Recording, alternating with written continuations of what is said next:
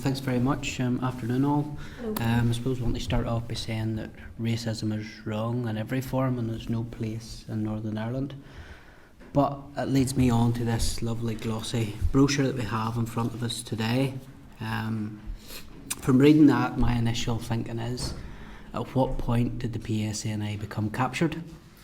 In that, reading through it, it seems to be throwing good officers under the bus. I get the impression from it that it's liberal, left-leaning and full of sound bites. And I have serious concerns about the way the police is going forward. Page 5. Public confidence in the police, especially among these communities, has been impacted by historical injustices, disparities in policing outcomes and a perception of bias within the section. The term perception to me, and you've already mentioned about lived experience. Lived experience in the past, when we have tried to scrape the surface and actually pinpoint when somebody has made an allegation, doesn't stand up to scrutiny. How have you tested that perception to include that in your brochure?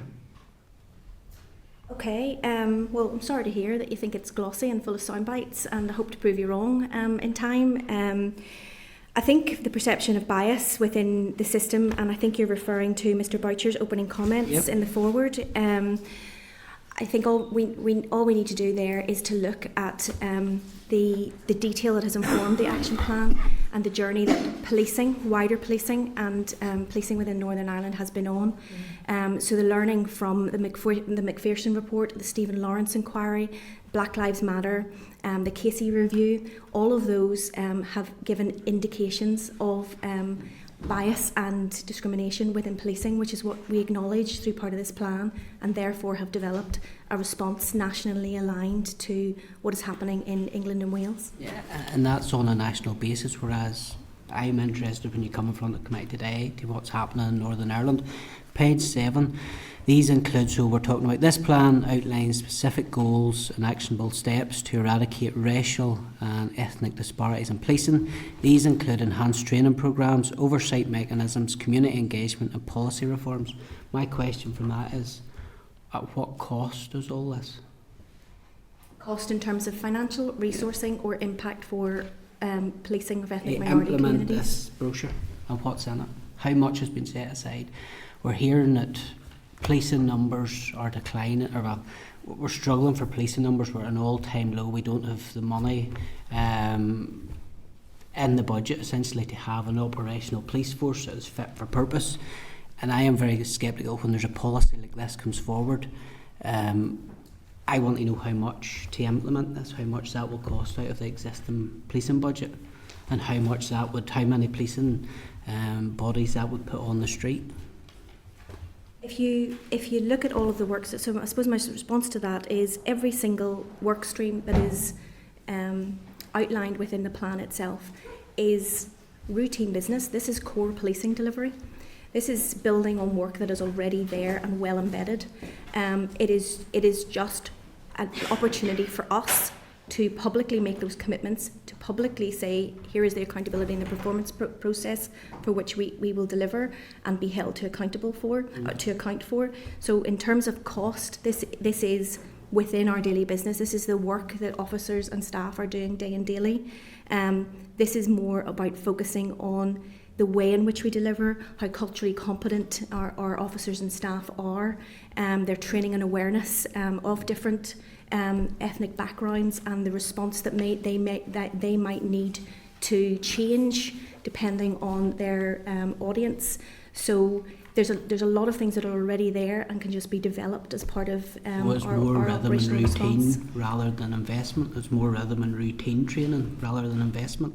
No, I think there will be an element of investment in terms of training around cultural awareness and diversity training and anti-racism. Go ahead.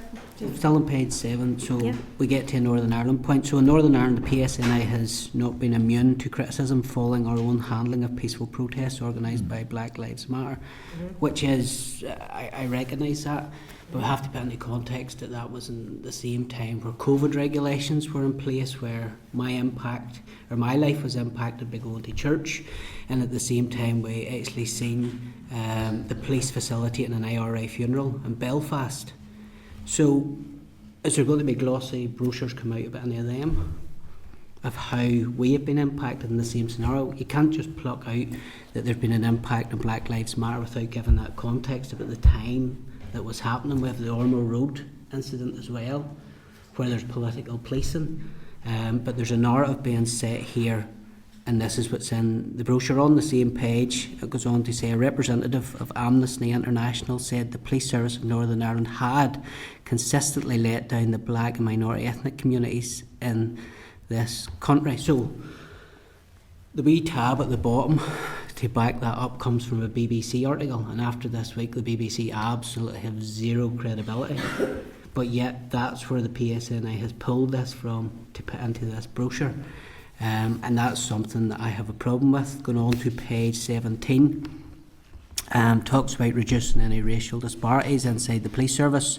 through robust training and development programmes. At the start it was a case of you were incorporating this into training, then you went on to say that yes, there would be an investment. I would like to know what that investment is. Page 21, delivering mandatory anti-racist and culture competence training to all staff and officers. To me that just smacks of wokery. Of what that might be, I have no idea, but serious concerns again.